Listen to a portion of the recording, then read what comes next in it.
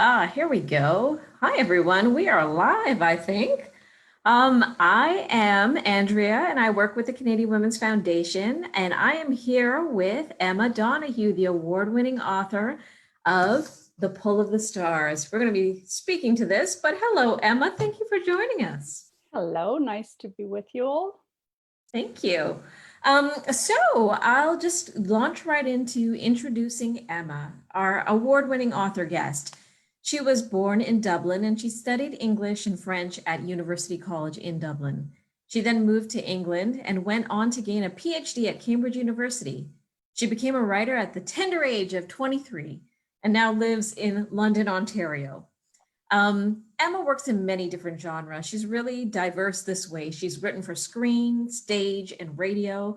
She has a broad collection of short stories. She's written several historical and contemporary novels, including the award-winning Hood, Slammerkin, Life Mask, The Seal Letter, and Frog Music. Now, you may be familiar particularly with her novel Room, which came out in 2010, and it was shortlisted for the Man Booker and the Orange Prize, and won many other prizes, including the Rogers Writers Trust and also the Commonwealth Prize. Emma adopted Room for screen, and the critically acclaimed film was nominated for 4 Academy Awards and 2 Golden Globes, amongst many other international film awards. Now, Emma's latest novel, as you saw, The Pull of the Stars, this gorgeous cover. It takes place over 3 days in a Dublin maternity ward in 1918. In the height of the Great Flu.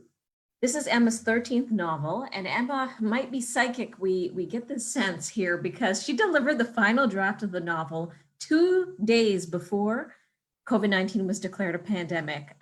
So Emma, we're going to have to ask you some more questions around your psychic abilities there. In terms of you folks watching, if you want to buy this book, you can actually buy a signed copy through Another Story. It's a fantastic independent bookstore in Toronto.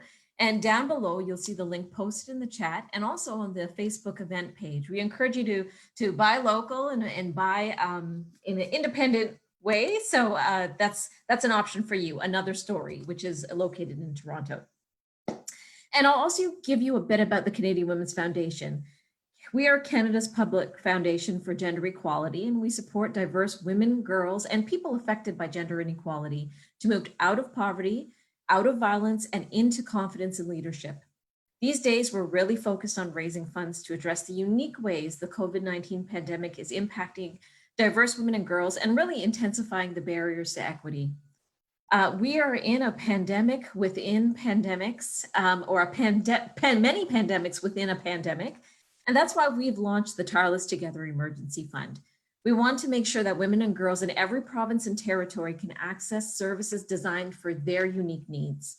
If you want to give to this important effort, we really welcome your support, and we ask you to do so by clicking the donate button below, or you can actually go to our website at canadianwomen.org. And just remember, every dollar counts and will make a difference. And we thank everybody for their generous support. Before we launch into it with Emma, I just want to give some housekeeping tips. If we get cut off during this live, sometimes it happens. You just hang tight. We'll get back into it. We're in it together. Don't worry. We'll get right back on. And please don't click on any links that you don't recognize below. People do wild things on Facebook sometimes, and just don't click on any link that you don't recognize, please.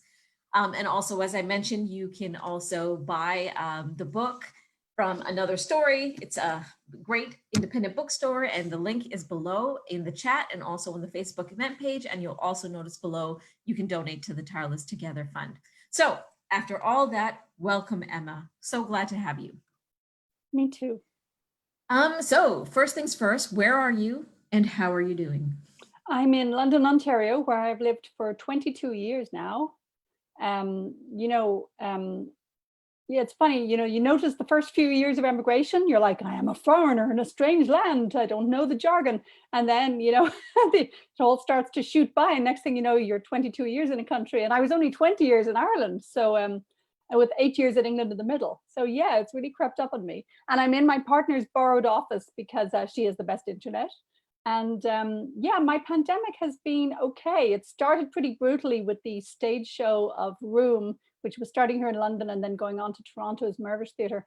It was cancelled on opening night. So like many people, I had a sudden unexpected loss there, but luckily it was not a loved one, you know, so none of these losses compare with actual, you know, truly COVID related losses in terms of health. So no, I cannot complain about my pandemic. And you know, daily life for a writer is fairly locked down anyway. Let's be honest, we stay home and we make things up. That's right. You dream in the presence of nobody.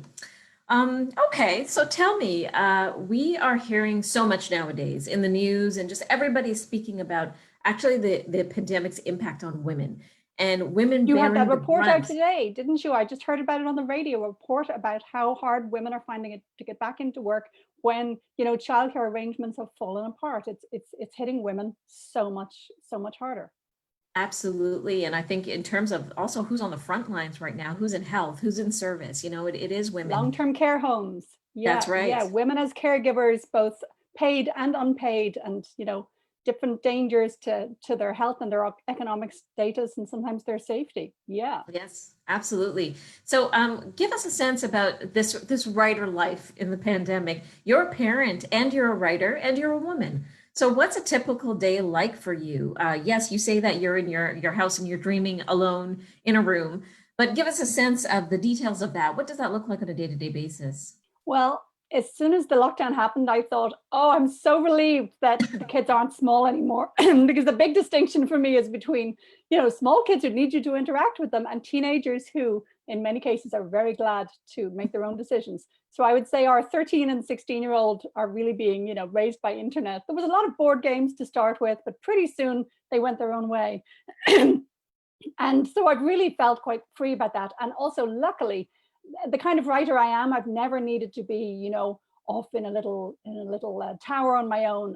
You know, I like being interrupted. I feed off the stimulus of things I hear from friends and family and my kids during the day. I very quickly go back to my work. If there's half an hour between dinner and a live event, I go off and write something. So I've really cultivated that skill of not being kind of precious about my sacred work time. So I have not minded having the kids at home. Maybe it's reduced my concentration a bit, but often because I'm doing fun stuff like, you know, reading to our 13-year-old. So I've had a great time of it, but I see friends with smaller kids and it's a completely different business. They're just, you know, going nuts, you know, much as they enjoy the kids, it's just not what they signed up for. So I really see that.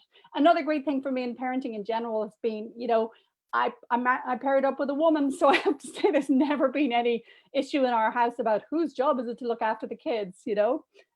So I've always found that a hugely helpful factor in my life too. Like when the kids were born, I gave birth to each of them, but Chris got parental leave, and so we were able to really divide up the work very equally. So I feel particularly happy that I'm in such an equal relationship, because that makes a huge difference when it comes to shielding you from the effects of, you know, disastrous events like this pandemic, or just from the kind of shock of parenthood, you know? Yes.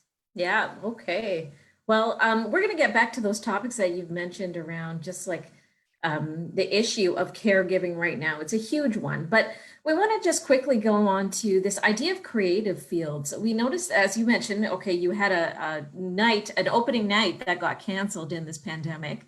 And we know that it's been really difficult for people in the creative fields because of these restrictions on gatherings and events. But really, arts and creativity are more important than ever at the same time, too, just given everything that's happening, the push for fairness, this idea of building a new normal. And the way you dream a new normal is really through storytelling. And it's through being creative and coming up with kind of new ways of the way we can look and the way we can live. So give us a sense of what you think we can all do to flourish creatively at this tough time for a lot of people. Well, I suppose one interesting thing is that, you know, these are such strange times that they're very stimulating to the imagination. I think a lot of us have had to do a huge amount of thinking about the big picture. You know, how do we want society to sort of restart when it restarts? Which things do we want to criticize? So for instance, you know, it makes absolute sense that the huge international Black Lives Matter protests happened in the context of COVID. There had been plenty of deaths like George Floyd's before, plenty of killings, but somehow they didn't have a momentum of outrage internationally the way this one did. And I think it was all about the timing. So, I suppose I feel that this especially because having written a novel set in 1918, that was a similar time of, rapid social change and a lot of terrible things like World War I, but a lot of new thinking about gender in particular, women stepping into new roles when the men were away. And, the reason I focused on a nurse in my novel about a pandemic is that doctors had very little to offer to victims of the Great Flu in 1918. They had no decent medicine. They were using aspirin and whiskey. They had no ventilators, that kind of thing. So a huge emphasis was suddenly placed on the most basic caregiving in the form of nursing. And many doctors said that really only nurses got patients through this flu. So, not that anyone was happy about the pandemic, but quite a few nurses in their memoirs looked back on it as an amazing time of sort of solidarity and feeling so important. So yes, there are all sorts of losses at the moment, but I think people are in many ways experiencing either a new surge of creativity or a new solidarity with those around them. It's having very unpredictable effects, put it that way. I think related to this is our next question. In another interview, you said that a pandemic is a narrative goldmine. Tell us more about that in terms of how you came to write this particular book at this particular time in the world. Sure. I was prompted to write this book by the centenary of the Great Flu of 1918. That's never been very much written about. It got oddly overshadowed by the final months of World War I. And it's as if there'd been so much loss, so much misery, that the fact that a virus strain mutated and killed between 3 and 6% of the human race, that didn't loom as large in cultural memory as it would have done if it happened during a quieter time. Right. And again, it was very much it was a battle sort of led by women, and again that didn't give it much sort of cultural status. So nobody's written very much about it over the years. So anyway, I decided to write a novel about the 1918 pandemic, and I suppose the biggest decision I made was that I came across a little fact that the people most likely to catch it and suffer terrible side effects were women in late pregnancy or just after pregnancy because of an immune over response. And I thought, oh, that's interesting, because those are two really different medical storylines. The whole, do I have flu? And then when's my baby coming out? Those are not the same storyline. And I thought, where did they house those women? Because you couldn't put a birthing woman in a flu ward and you couldn't put a woman with flu in a birthing ward. So I thought they must have had a little ward just for them. So I suppose in deciding to focus The Pull of the Stars on a maternity ward, I really put women first in this novel. And novels set during the World War I period are very often focused on the lives of men and the tragic stories of the trenches. So just by setting it in a maternity ward, it really recentered the whole thing and meant that the patients and my protagonist, Nurse Julia Power, who's a nurse midwife, and then there's an assistant, a volunteer assistant called Bridie. There's a doctor called Kathleen Lynn, and it becomes this little intense, stifling, thrilling world of women. You're speaking to a lot of hidden stories here, and I think give us a little bit more. You did a lot of research. Your sense of how people dealt with pandemics in that time and place. You mentioned that they didn't have the kind of medicine that we have now. They didn't have the equipment and the tools that we have now. The things that you learned, will it shock us when we read your book? And is there anything actually that we can learn from the way that they worked with it back then that we can put into place now? I think we can learn to be grateful that actually the state of science is very good now. There may be particular forces in society that deny science, but there's still a very high level of scientific knowledge overall. So we all know the shape of this virus already. We know what it is. We know what it is not like. We know death rates. There are quite a few medicines for it. We know technologies that can help with it. We have, epidemiologists. In 1918, they were working in the dark. They were bewildered. A lot of it was hidden by government propaganda. The reason it's typically called the Spanish flu is that Spain was neutral in World War I, whereas the countries who were fighting the war could not admit that it was running through them as well. So they literally called it Senor Flu, which is so like, Trump calling it the Wuhan virus, blame the others for it. So yeah, the state of science was really unable to respond well to that flu. They kept looking for a bacterium, for instance, and doctors like Kathleen Lynn in my novel, who by the way is a real Irish doctor, and they were constantly taking samples from the dead and trying to find a bacterium. And of course, they didn't know what a virus was, and their microscopes couldn't have shown them. So compared with them, we're in a very good position to beat this if there's the political will. I suppose the other thing I noticed in the research is that, you know, politicians always have mixed motives.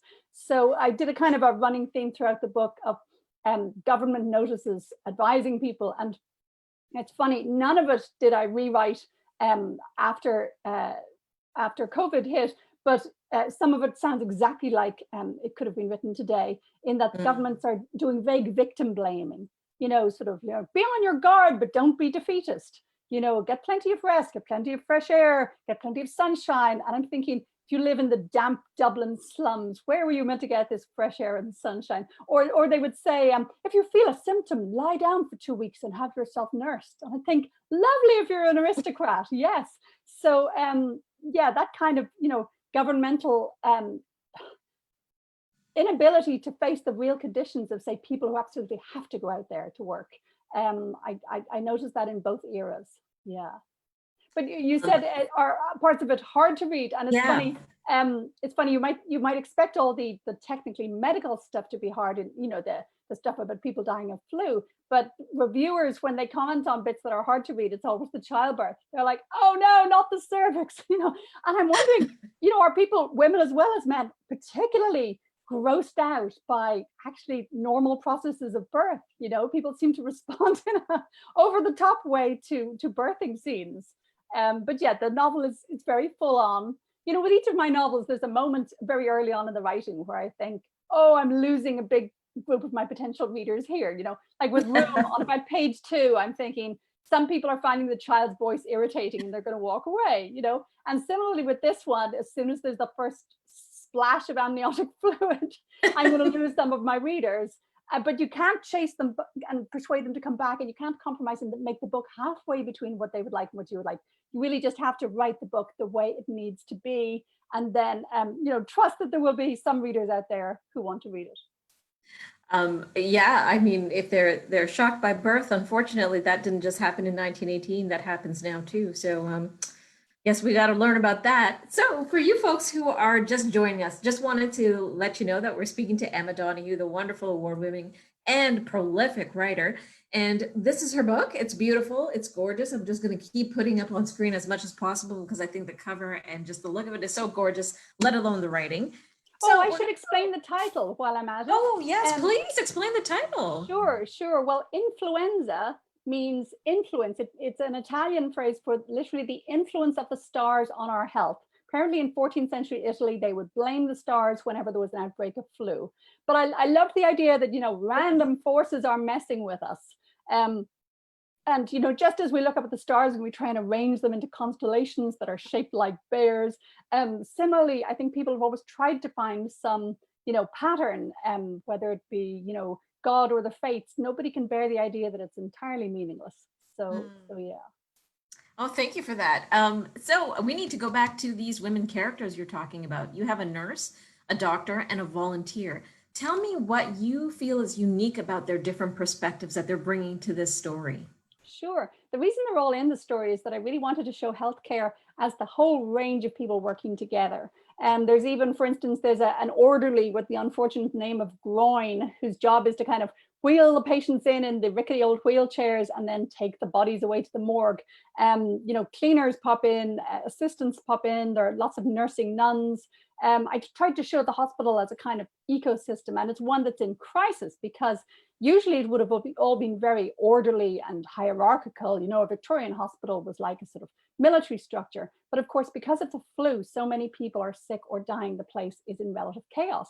So I thought that would give an opportunity to a fairly junior nurse like Julia Power to suddenly step up. I mean, she turns up for work and she's told by the night nurse, you're running this 3-bed ward today because the ward sister is sick. So suddenly Julia has to make decisions on her own and is allowed to make decisions on her own that she never would have been otherwise. So that's a way for me to allow a character to really change a lot over 3 days.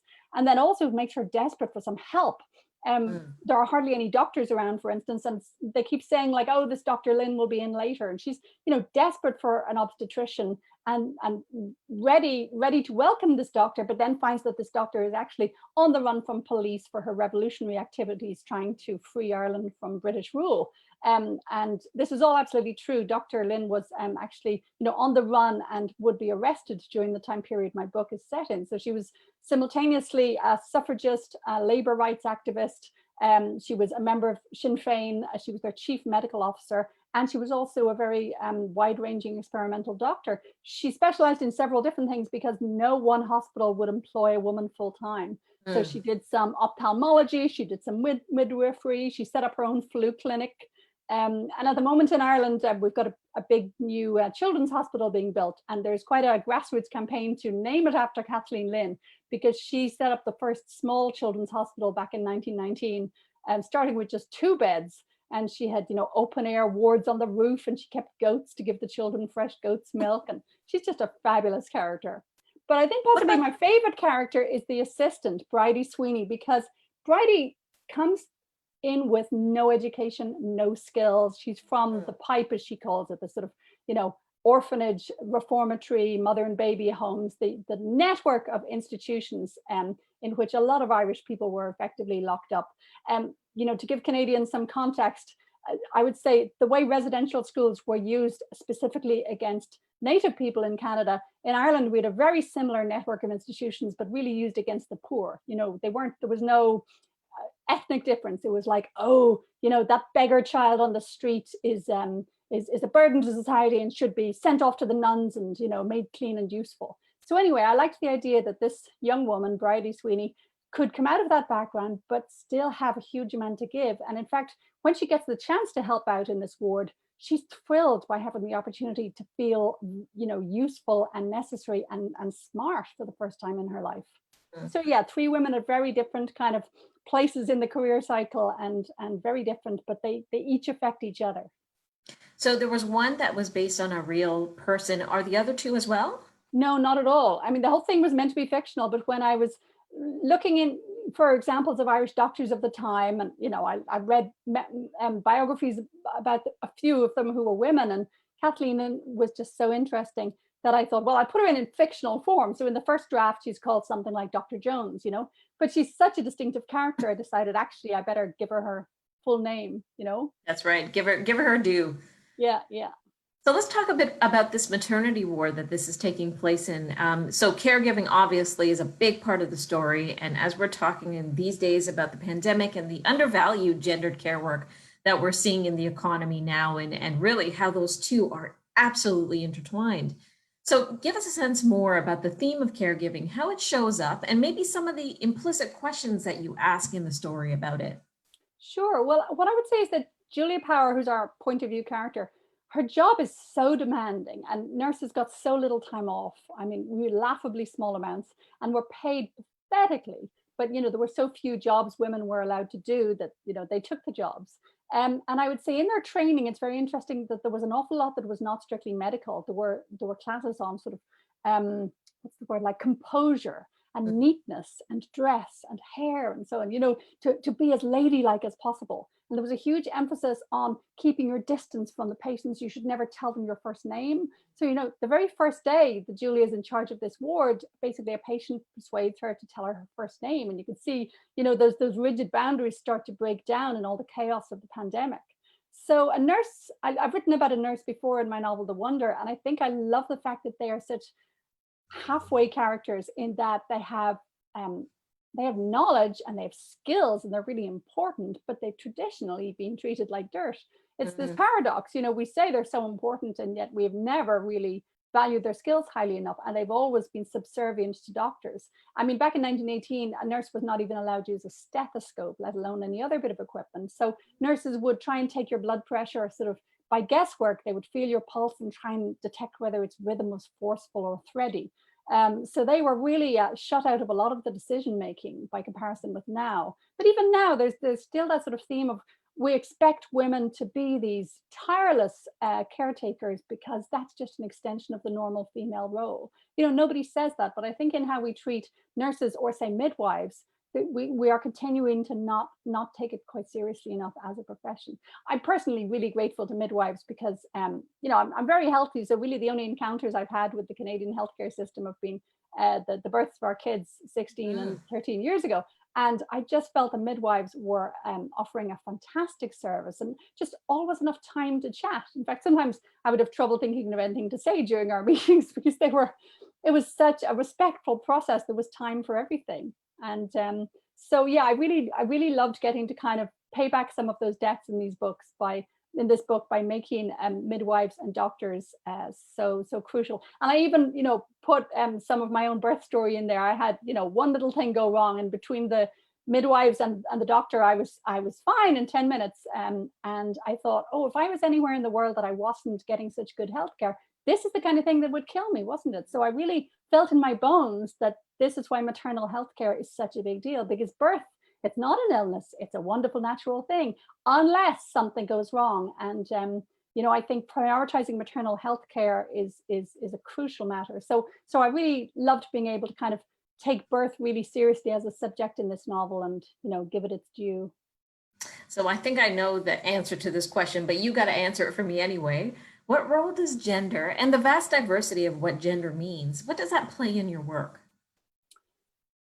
You know, it's funny. I think it has been hugely helpful in my work because as a writer, you should never just take your society for granted.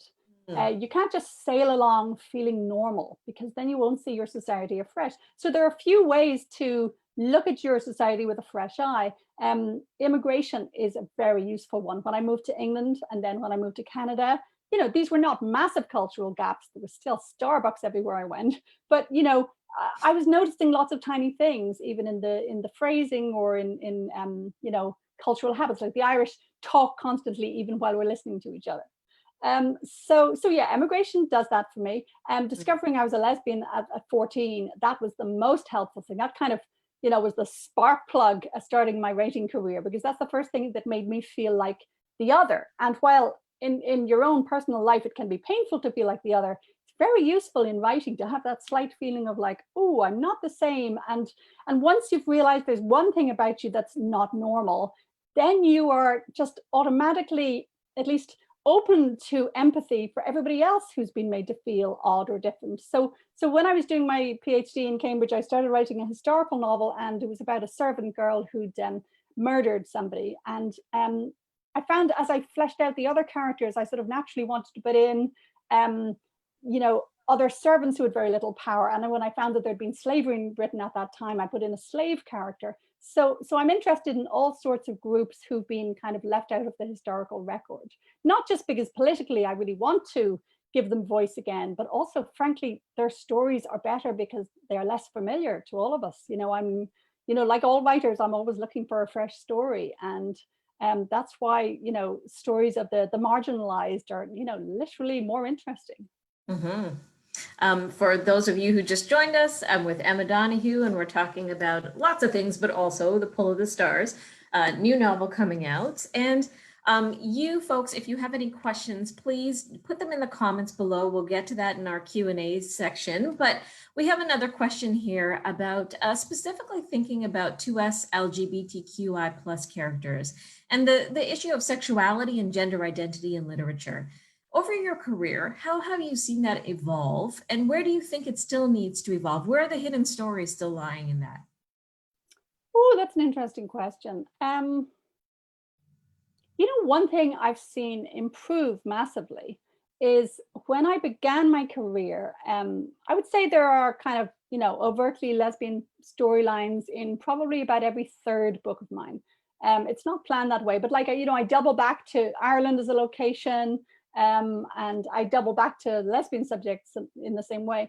And when I published a lesbian novel for the first time in, say, I think 1994, the reviews would all have focused on that, and not necessarily in a hostile way, but in a kind of a, whoa, a lesbian story, you know. And some of them were very kind of uncomfortable with the subject. Like, for instance, they would you know, be terribly nervous about whether there might be anything stereotypical in my characters, you know. They were very nervous about that. So in my first book, I remember some reviewers were like, oh, one of the women seems more butch and the other more femme. That must be a hideous stereotype. I was thinking, do you want me to make them identical? So I think they probably did at that particular cultural moment. They wanted some perfectly identical short-haired women in lipstick. So the difference is that nowadays, even if I take, say, a pretty conservative tabloid paper in Britain, like the Daily Mail, they did a review of The Pull of the Stars yesterday, and they said in it something about, and there's a love story, and it was just clearly no big deal at all. So back in 1994, they would have headed it like lesbian drama. So it's not so much that I want LGBTQ issues to be, not noticed, but I want them to come up when they come up. But, the media and readers not to be utterly distracted by the strangeness of them. So there's been a huge growth in kind of sophistication about the fact that lives sometimes include people falling for people of the same sex. That's a massive cultural shift that I could see over the last 25 years. And yes, in some ways it can be a more divided community. I mean, I think back in the early 90s, we felt like one little chummy group, and we were very unaware of some groups, say. And within that, there was no sort of concept of being non-binary, for instance, when I was coming of age. So there've been an awful lot of battles and debates since. But I would say overall, there's been a huge kind of integration into the wider culture of our issues and our lives. Anywhere that you think it still needs to evolve in terms of what stories have we not heard yet? I don't know. No, nothing's springing to mind, because I think there's quite a hunger for the new and the untold. In a way, we won't know until it happens, and then we'll be like, how could we have been so neglectful?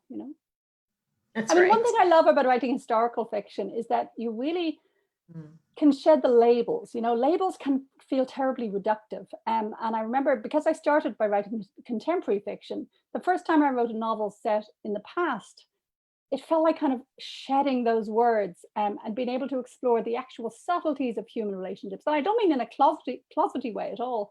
But say, when I wrote a novel called Life Mask set in the 1780s, I was looking at things like a real character, Horace Walpole, who we now think of as very much a gay man, but he had these besotted friendships with young women in his life. And he had a very particular kind of passionate relationship with them, even though he wasn't sleeping with any of them. So I love the fact that someone like him is almost impossible to define in terms of sexual identity. But I was able to pay attention to the nitty-gritties of his life, and never needed to give it one simple label. So that's something I love about going back to the past, that there's a bit less of a need to kind of clearly identify and create a kind of taxonomy of sexual identities.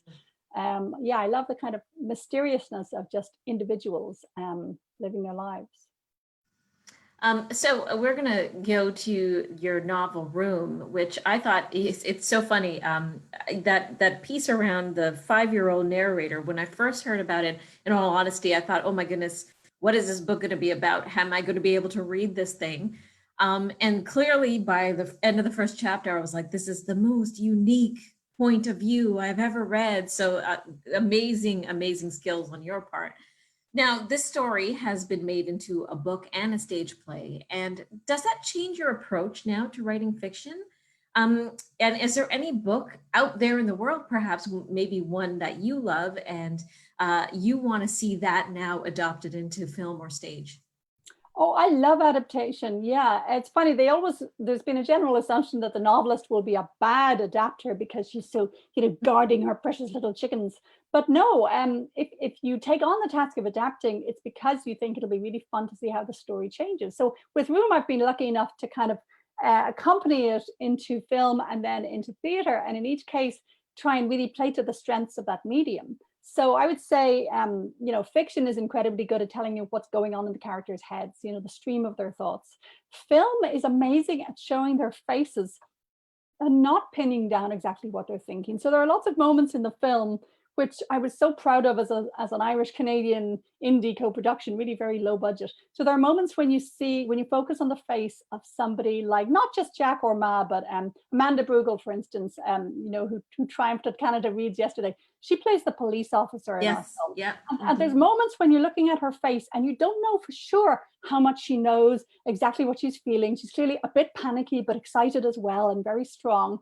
And there's an amazing ambiguity to these huge faces on the screen in front of us. And we bring all our own feelings and memories to them as well. We get very kind of personally attached to film stars because of this kind of quality of projection onto their big, beautiful faces. Yeah, that's a great thing about film. And then with stage is great because the audience at a play always know they're at a play. They can literally kind of see the other seats around them, and they know it's all a game. And so it's less naturalistic, but it's more like we're doing this together. It's happening right now, it's live. And so I would say in the stage production of Room, which I hope will definitely come back to Canada in better times, you could literally see that Ma and Jack have created a kind of a world of play or of theater themselves. It's as if they've decided to ignore the fact that they're in a locked room and kind of make up their daily life as an improvisational game. So that's what really comes across with that one. So to answer your question, I actually have my finger in about 5 different cinema or TV pies. I really did get the bug with Room because it was such a lovely process working with an indie company and a very sensitive director. I had no kind of bruising Hollywood encounter at all. Well, because I was smart enough to say no to them in a way. Like when producers would get their lawyers to ring up and ask about my property Room or their room, I'd be like, I'm not going to sell it because I get the title wrong. So, red flag. Exactly. So yeah, I got the bug for film writing. Can't be sure which of them will make it to the screen because film, even before COVID, is just so expensive.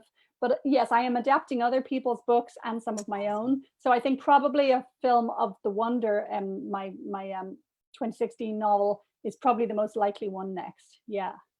Oh, that's so fabulous. I'm so glad for that.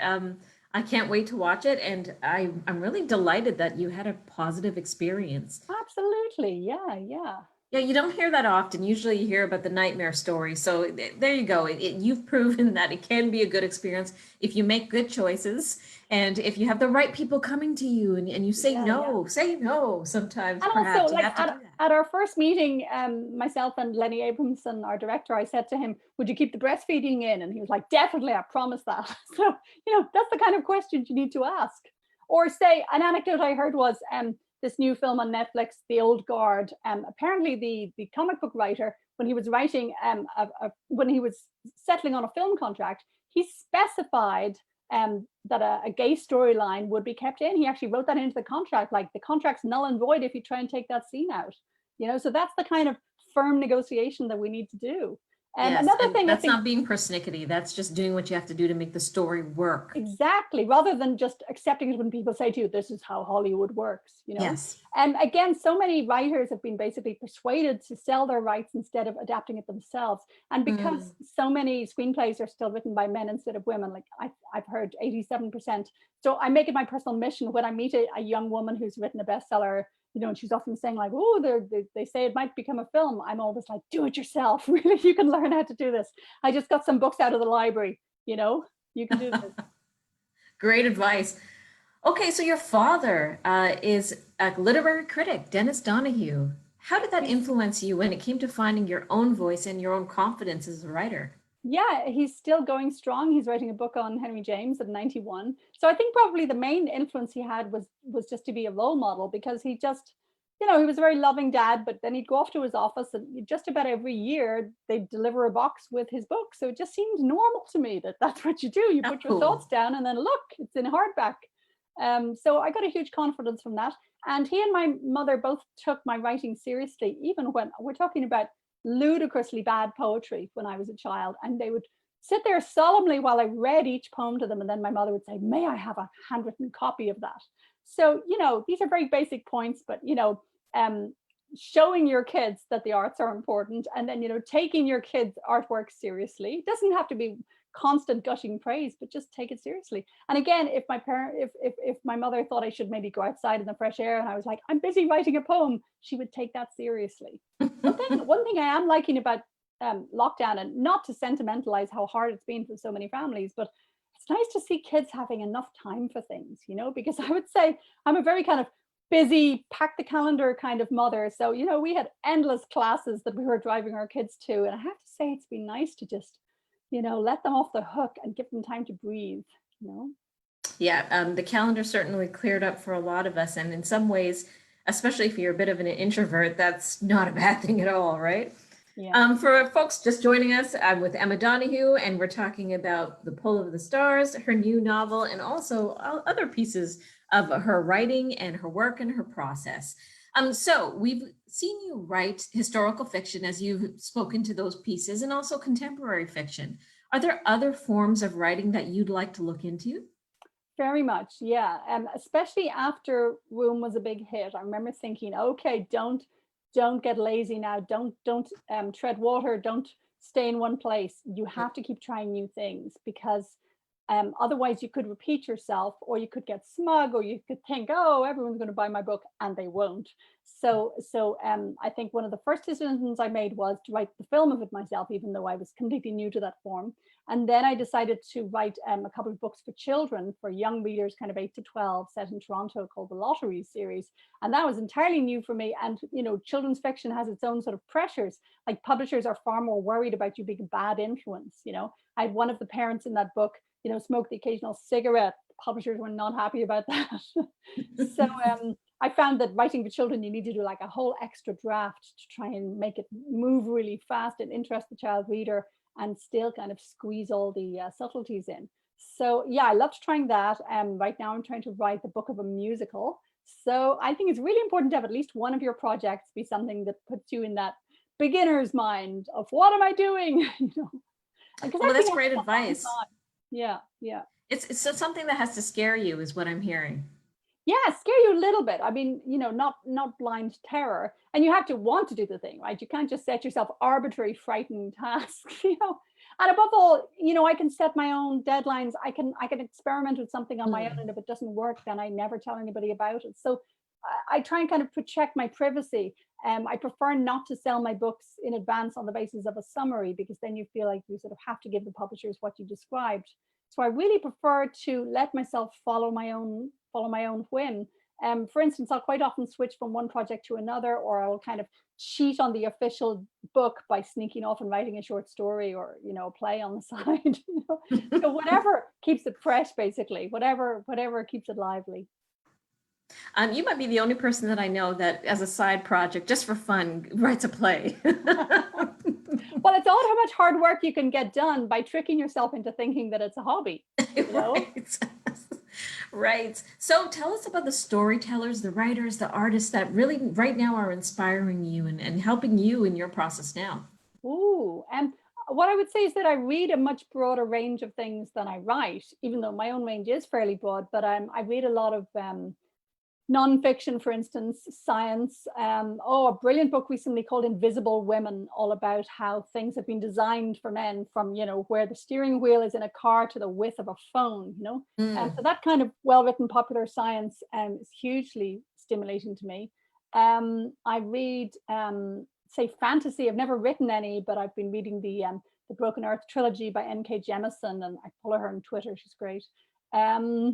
Fiction, what have I been reading recently? Maggie O'Farrell, an Irish writer, her novel Hamnet and Judith, I think it's called in Canada. Yeah, Hamnet and Judith is about Shakespeare's children, and that's got a plague story too, and that's just utterly beautiful. And the last really funny book I read was Such a Fun Age by Kylie Reid, which just nails the social encounters between, say, a mother and the woman she hires to look after her child. It's just, all those of us who are moms, we've been in some version of those relations, the slight awkwardness of chatting with the babysitter, and she does such a smart analysis of, race and class, and also generation, kind of awkward difference between someone in their 20s and someone in their 40s. So yeah, those are just a few that I would recommend. Oh, that's great. Is there anything that you think in this pandemic is a must read? Oh, no, I mean, one thing I liked noticing about lockdown was that people just sought out their own pleasure and their own comfort. I picked up a whole new habit of watching theater in virtual form. I would never have bothered before because I love the liveness of theatre, but because I've been starved of theatre, I've been watching brilliant plays from companies like, say, the National Theatre in Britain. And yeah, I would never have got around to that before. I've been watching, must admit, every series of The Office, just for that total comfort of looking at a very sociable workplace life. It seems so alien now when people are stuck at home, Zooming endlessly. It's interesting that is not supposed to be a dream, but Yeah, I think a lot of people have been watching The exotic. Office. Like, look at them sitting cheek by jowl. That's right, breathing the same air. I also found myself pulled to theater. People are live streaming all kinds of things, and I saw The Streetcar Named Desire with Gillian Anderson. It was so good. Oh my goodness! And Also, I think they've got really good at the filming. Yes. Like I noticed with say when they filmed Hamilton, I had seen it twice live before. I'd been incredibly lucky. I'd seen it on Broadway with Lin-Manuel in the title role, and then also in London. And so I was slightly like, oh well, will I bother watching a video of it? But actually, I realized that if they film it really well with cameras in all the right places, I saw little subtleties in Renee Elise Goldberry's performance that I never had before, because you couldn't possibly on a big wide stage. So yeah, I'm actually getting much more open to filmed performances than I used to be. I guess we're all going to just have to be open-minded about these things under our new social arrangements, That's right. We're going to have to be, and I wonder if we might see that with your playroom. Yeah, I don't know. I don't know. I'm still so sad about that.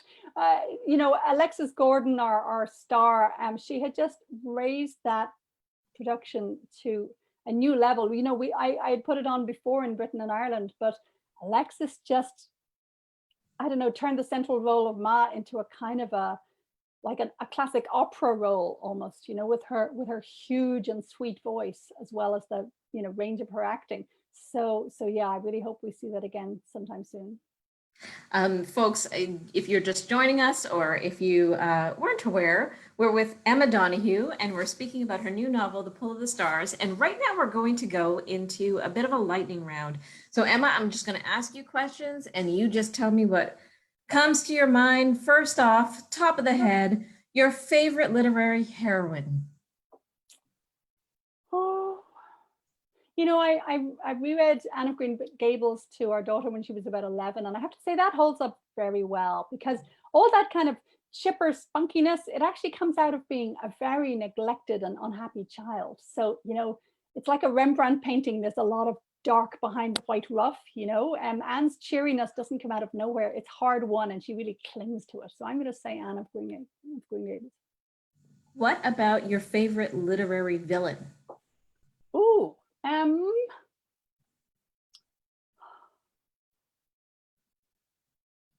I'm having trouble thinking of villains. Maybe in Les Mis, I like that obsessed police officer. Yeah. I can't even remember his name, but I like the way he just won't let go. And I like the way over the years he gets more and more obsessed with the man he's hunting. Yeah. His name escapes me as soon as I've logged off. I don't know his name. I only know Jean Valjean as well. Dream writing project. Well, at the moment, it would be this musical. Yeah, I mean, so many different elements have to come together for a musical, and we're in a world where they can't be put on right now. So that's currently the focus of all my fantasy. Yeah. And Emma, are you writing the music for that as well too? No, I don't have those skills. No, I would be writing just the word bits. No. Okay. What about your dream writing collaboration?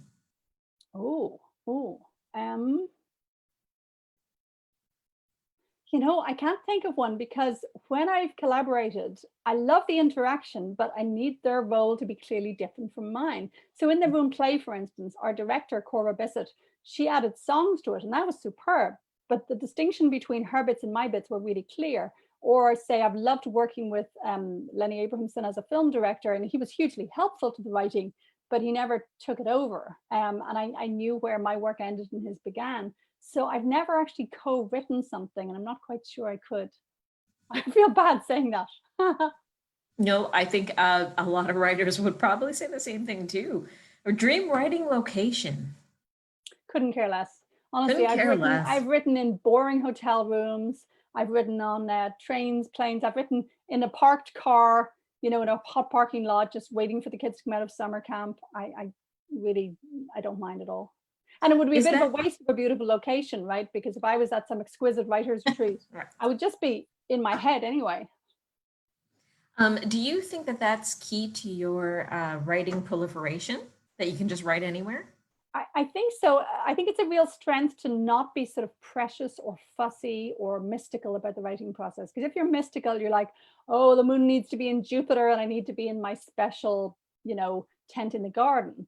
And so many things are going to interrupt that. So if you see it more like a trade, and if you're totally passionate about it, but not fussy, no special pen, I've written, in internet cafes where it wasn't even my own computer, say. So I really cultivate that kind of, no fuss attitude, And there are a lot of things in my life that I've dropped to make time, like I remember once reading the phrase about a politician that she was, too busy to blow dry hairstyle. And I was like, yes, all my life I've been too busy to blow dry.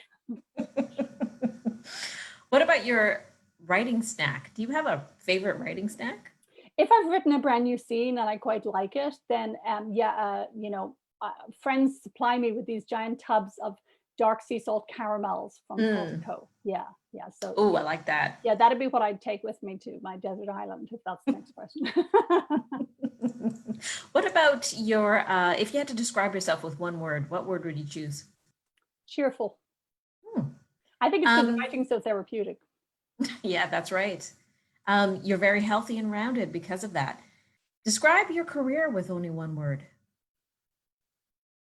I guess constant, like I stopped writing for maybe 6 weeks after each of the babies was born. That's the only break. Favorite word or phrase?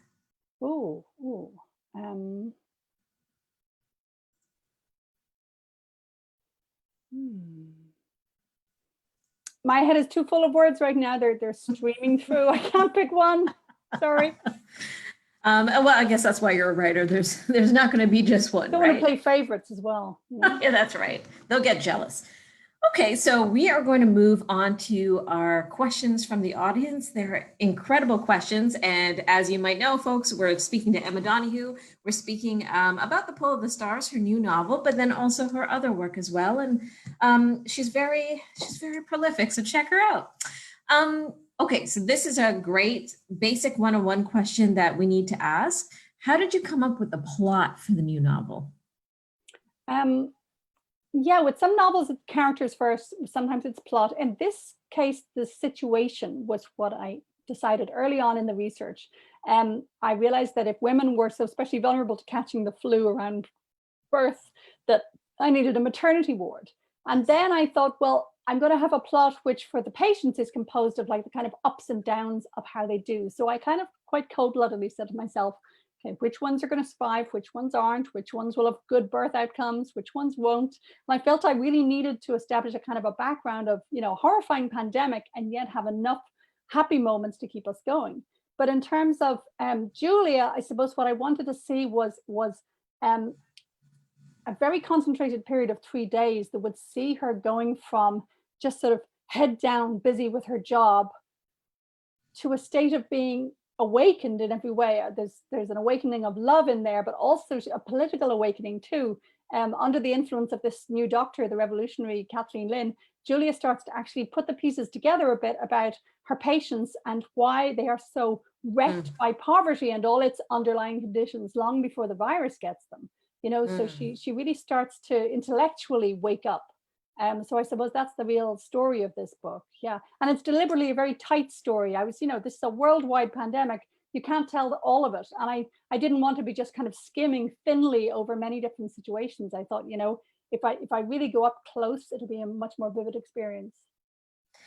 You're describing the plot of your book and the themes of your book. Honestly, they sound one-to-one relevant with what we're seeing now about folks who are more at risk and why they're more at risk, and people asking the question, hey, wait a minute, why does it have to be like this? What created the conditions for this pandemic to be so awful for some folks? And I think Um, one reason pandemics make for good fiction is that they really raise really painful ethical dilemmas, not just for healthcare workers, but for all of us. I mean, it was kind of simpler when we were all locked down, but now it's like, do I risk the health of the grandparents by bringing the children to see them? You know, agonizing questions. so Rana also asks, what did you think of the transition of Room from book to movie? Well, you were the writer of that, so And I had a great did you experience. like it? I liked it very much. Yeah. I was very happy with it. And you know, it's often assumed that the writer will want it to stay identical, that we can't bear any changes in the plot, say. But what we really want is for the spirit of a book to be captured.